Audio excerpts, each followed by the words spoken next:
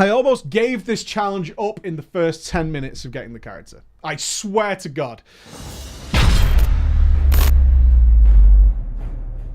Hello, ballers, and welcome to our little project that we're going to be doing. I talked about it about a week or so ago on the TDP, and I've been doing it for a few days, which is why there's been no videos, and there's no BFA updates. People suggest lots of reasons why they can't do stuff. So earlier in the year, in fact, towards the end of last year, we fought excuse makers really heavily. We were like, I don't think the game's as toxic as people claim it to be. I think it's a get out of jail card.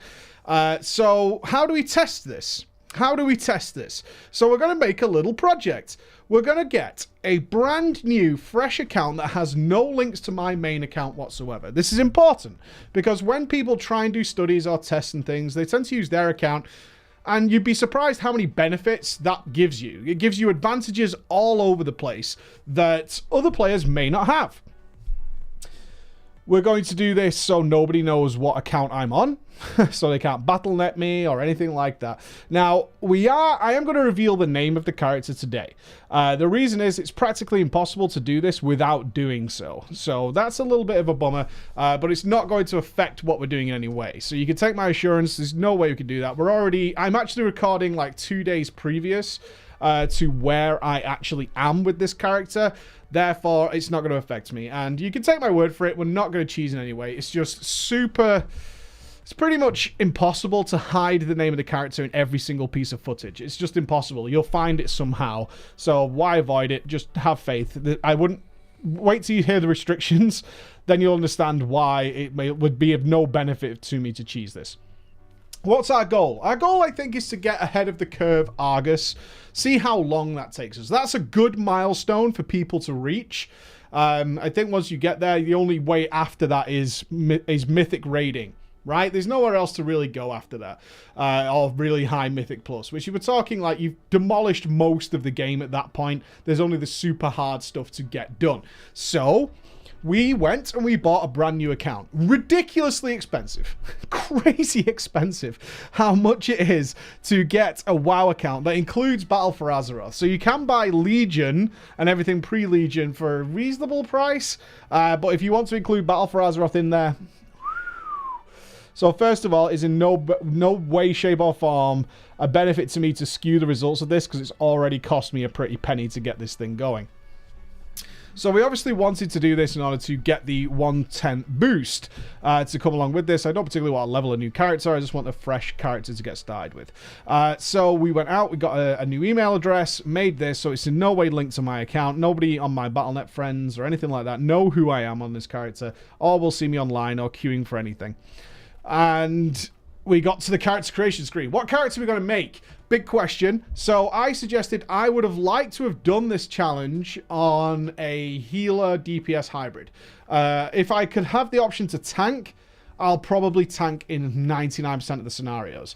And as many of you guys pointed out, not just because you're masochistic and you hate me, I think, was that most people, when they first play WoW, because we're obviously going to have a complete new player experience here, would not tank or heal, more than likely, because they'd be afraid of these difficult challenges, right? They'd be afraid of such responsibility, so the likelihood is they would be a DPS. So, with that in mind, although that does, for me, discount so many classes, but I would be tempted to heal the odd dungeon and stuff like that, is we decided on a Warlock. So, we're going with a Warlock for a couple of reasons. One, it's pretty robust out in open world and on its own. That should keep my downtime to a minimum. This isn't a speed run, by the way. I'm not speed running this. I'm just going through the experience at a reasonable pace. See what we can do. So we made ourselves a Warlock. There she is. She's called Moons. How I got the name Moons, I don't know. So nobody claimed the name Moons. And boom, we can't boost it. So this was the first hurdle that we came up against. And Blizzard don't tell you this anywhere. In fact, the error message they give you is garbage. Is that every time I tried to boost the character, it said internal error. And it did this for hours. So we were completely locked off from starting the process and starting the project almost immediately. So what happens is, once you buy something that involves a boost, I had to do some Google Foo, because as you can see, the error message doesn't tell me anything. Some Google Foo revealed some blue posts replying to people who'd also run into this issue that tells them that it can take 72 hours for this to unlock. 3 days. What the fuck, dude? I just spent a lot of money, and you're telling me I can't have access to the thing that I more than likely paid for 72 hours. So picture this on whether you got the boost because friends told you allied races were in the game or something along those lines. And I'm not comparing this because some of you are going to go, yeah, well, I ran into that issue. Yeah, when BFA was announced and the servers were absolutely zerged, sure. We're past that now. And it was going to take 72 hours to unlock this. And I was so angry. I was angry even though it didn't really affect me and I could get on with other things. I was so angry at the prospect of someone spending this kind of money and then just being left with this error message that tells you nothing whatsoever. It doesn't tell you anything.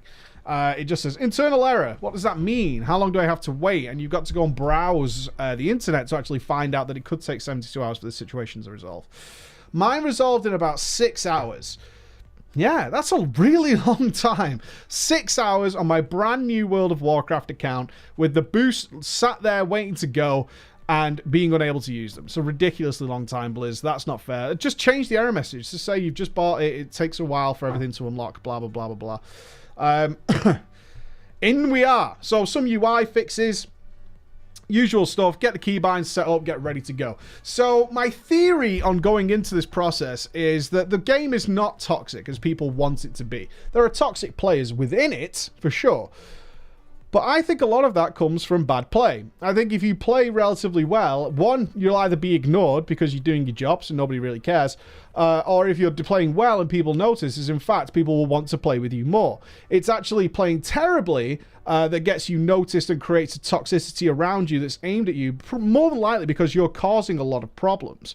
So with that in mind, we're going in, we've got no friends, we've got no nothing. I almost gave this challenge up in the first 10 minutes of getting the character. I swear to God. There's no flying. Oh my God. I didn't realize this. So it's something we take for granted so much now, is the ability to fly. Motherfucker. So I set my character up, have my UI ready to go. I mount it up. Can't fly. I almost gave up. I swear to God, I almost went back to my account. I'll make an alt. I'll hide myself on Battle.net. I'll delete everybody if I have to, because I was just thinking about the prospect of having to go through this without being able to fly. Because clearly we're not going to have time to unlock flying on this account. That is not going to happen any way, shape, or form. What a pisser. But we're not going to do that. Now, I want to mention here, why do people use boosts? This was what got me and Andy talking. One, you already play Legion, can't be asked leveling again. Alright, that makes sense. You'd use a boost then. The other reason is when BFA actually launches, you don't want to have to level, or if you want to join the game in BFA, very unlikely you want to play through Legion. So you would boost so you can start the BFA content. But that's not for a really long time. In fact, the third reason, more than likely, is that you want to get going fast. That's what you want to do. Maybe you're a returning player, your friends have got you back into there. Maybe you never considered Legion, but now there's a boost, right? So I don't have to level up or anything like that. I can get started. If you're looking at it from that perspective, certainly if somebody doesn't have an in-depth knowledge of Legion, absolute garbage. There is nothing worse you can do to somebody than give them a 110 boost at this point in time, because it's fucking useless. And Blizzard really needs to address this. And they can address it so simply, and why they don't do this, I don't know. So when we log in on a boosted character, again, look at it as if you've never played Legion before. On my Warlock, I had one quest which was go straight to Argus. So the fact that Blizzard kill all their own content with this system is going to be prevalent coming up. Another one was return to Calidus in the Dreadscar Rift. What the fuck is a Dreadscar Rift? I know what it is, right? I know what it is. You guys probably know what it is. Would a new player know how to get to Dreadscar Rift, having never been there before? Now, you might say, well, why would you do that? Blah, blah, blah, blah. This is a service that is available. It is completely available. I just did it for a new player, returning or otherwise, to go and get this character and log in and be completely fucked within the first 2 minutes, because you just don't know where you're supposed to go. There's no indication. There's no graphic on the map to say, go down into the sewers and find this portal thing that you would definitely find very quickly, right? you would definitely know some way to get down into the sewers and look for this Warlock portal that's going to take you to see Calidus, because there's no even little dot on the map or anything along those lines to get you there. On top of that, I want to come back to flying a second. So I know what involves with getting flying, but suppose I'm again a new player, a returning player.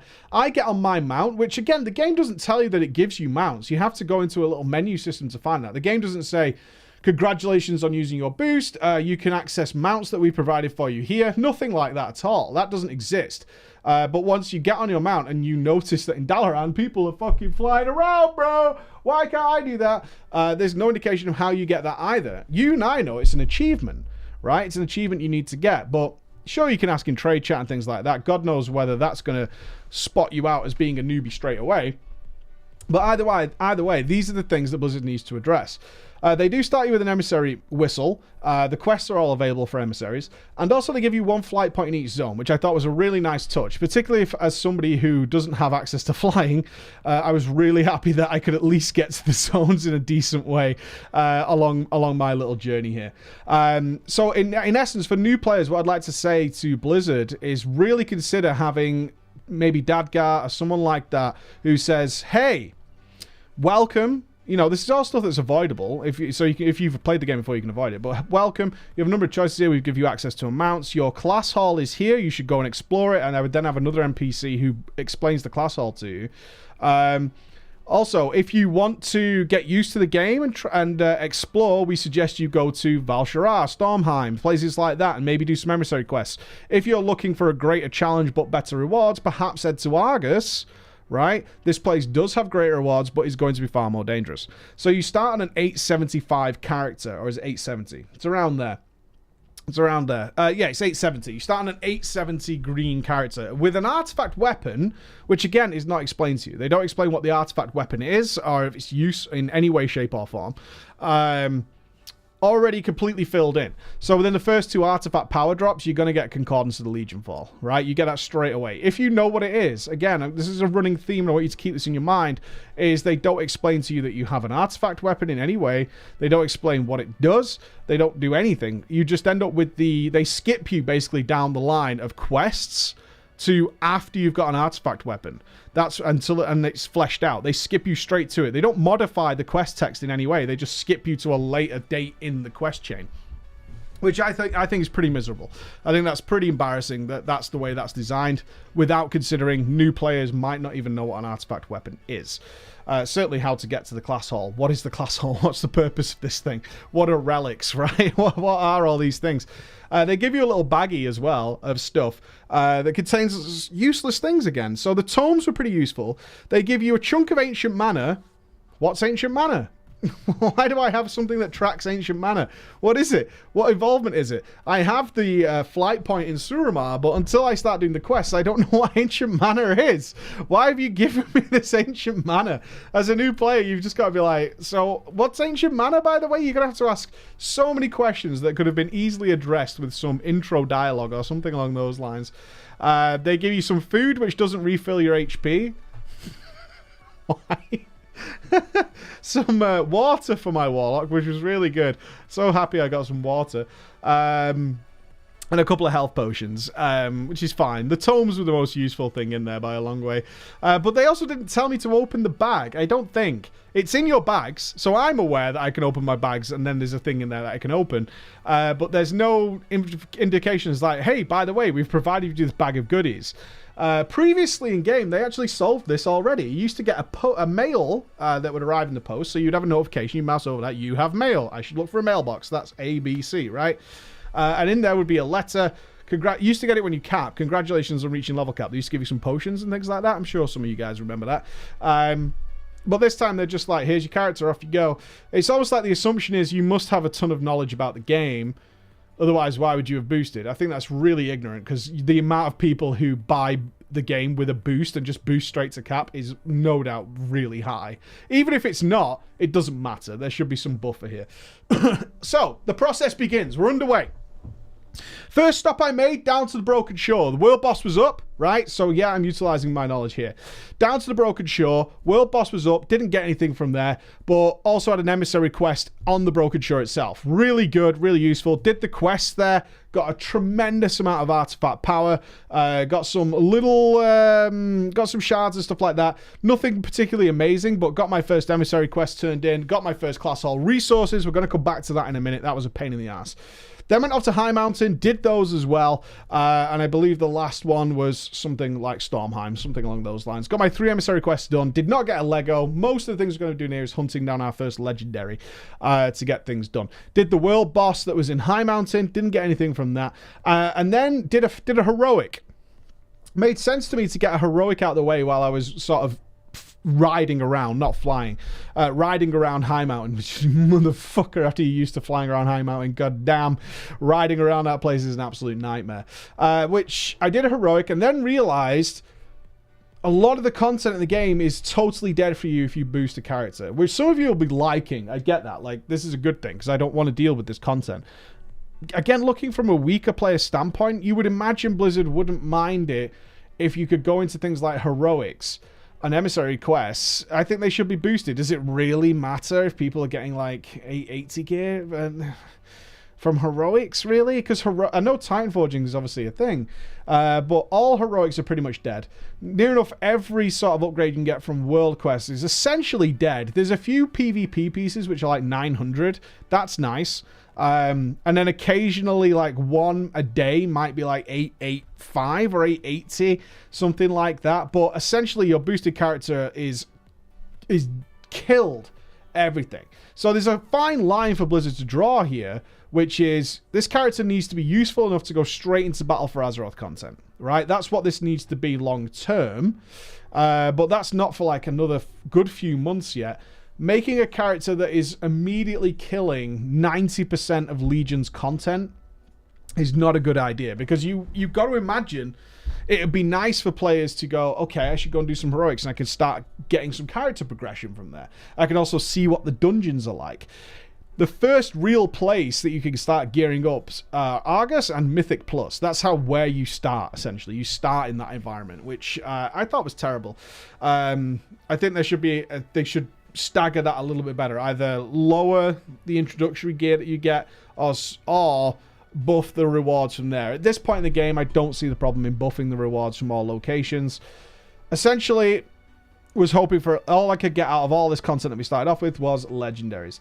So, time to go to Argus. So this was bound to happen. I was prepared for this. I was going to have to complete all of Argus for a number of reasons. One, obviously, we want to do the Argus world boss, the Argus world boss. He's going to grab some good stuff potentially, but we definitely want to get that out of the way. Invasions are a really good source of legendaries. I found that on my mages. If I did the Argus invasions regularly, I was getting legendaries really quickly. So I wanted to get down there and get that done.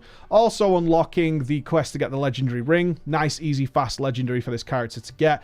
But it's time consuming, it's laborious. So the first part of this whole process was laying the foundations of a character, essentially. Got to get all this basic crap out of the way in order to then focus on gearing this character up and getting it ready to go. So it's like a sweep of the whole world, then plowing through Argus, which took a long time, and getting things going.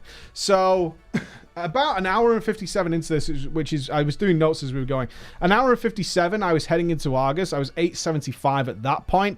By the end of just doing Argus, I was 906, and I was ready to go into the LFR. Just for one run, not expecting anything great out of the LFR. We're going to do that next. Is just make one big pass through the LFR, and then focus on some other things. The next thing I want to bring up that I found on day one was a couple of things. One, gold is now such a big deal. Jesus Christ, it's amazing, because you start with like 300 gold or something stupid. I ended day one with 7,000 gold. That's barely enough to get like a ring or something enchanted. That is absolute garbage. Really is terrible. So gold is something I haven't cared about in years. Now I care about gold. Immensely care about gold. Trying to justify in my mind what can I upgrade, what can I not, was a weird feeling to have come back. I thought that was really strange.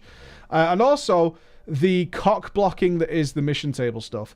So on this character now, we have done everything we can do on Argus. We're ready to kill Argus himself and get our legendary ring. But I can't do the first follower mission to start unlocking the extra guys. And that's because even to this day, even though they've reduced it, the class hall quests that unlock all the followers and stuff are so heavily time gated. Just time gated for no apparent reason whatsoever. Just utterly time gated, which is crazy. They take hours, and then some things take 18 hours, and then this one takes a day, and all that kind of nonsense. So super frustrated right now. I've managed to get 2 of the 5 potential followers, but I can't do any more. I've just got to wait for these missions to tick over. Why this has not been reduced, I don't know. It makes no sense to me at this point that you should be cock blocking the mission tables, or just remove these 5 missions and stuff that need to be done, because they're so pointless. They're so pointless. Let people get their followers and get started, because it's not nice doing an entire zone and being unable to do the simple thing of a mission table mission. It feels very disjointed. It feels not in line whatsoever with where we want to be. Last thing I want to mention here is, again, when you start the game, when you start with a boosted character, Blizzard sends you directly to Argus. So with not very long spent, I had the Argus mission, which is given to you straight away. It's like, you should head to Orgrimmar and go straight to Argus. It's like, okay. I definitely wonder. I know what I'm doing, and I'm playing a class that is pretty sturdy on its own and has a tanky pet. I am not sure how most players would cope on an 870 character in Argus. And that worries me as well. If you've got some players returning or whatever, and they're being sent straight to Argus and they're getting their asses kicked, because potentially that's what's happening. I was okay, but I was definitely popping health stones and stuff for those first few missions while I was getting these early item levels out the way and starting to get some gear. And then the flip side of that is, once I reached 906, I was decimating the entire world. Absolutely crushing it. AoEing down everything I wanted to do. Again, as a Warlock, it's definitely beneficial to be a Warlock, and not every class can do that. But by 906, blowing the fuck out of the place. Absolutely crushing it completely. Which was a really weird transition from starting like Lobby, gotta be a little bit careful, and then within 2 hours or 3 hours, it was like the tables had flipped. The entire Legion zones were just my oyster to just stomp through as a god. We're going back here to when they tried to rebalance it based on gear and item level and stuff, but the discrepancy in gear inflation is utterly nuts. And to see it happen so quickly was very, very strange. It's super fun. Conclusion of day 1, it's super fun. It is super fun. I'm looking forward to tomorrow. I'm going to try and start getting into Mythic Plus. I'm going to be 906. Still got an LFR to do. Should be able to pick up the Legendary Ring, which should boost me up really quick. And see where we go from there. It's trying to get some Mythic Pluses and see what that community's like. How are we going to get into that? But this has been really fun, like being undercover and stuff, and like learning how to play the game again without access to all the things that I have. Just not having access to things like bags and gold. Stuff you'd be like, oh, I've made a new character, I'm going to send it a few thousand gold. You've no idea how much I would like that to happen right now. Don't send that. I'm just going to return it. Don't do that. But there you go. This is day 1. Look forward to tomorrow. Bye-bye.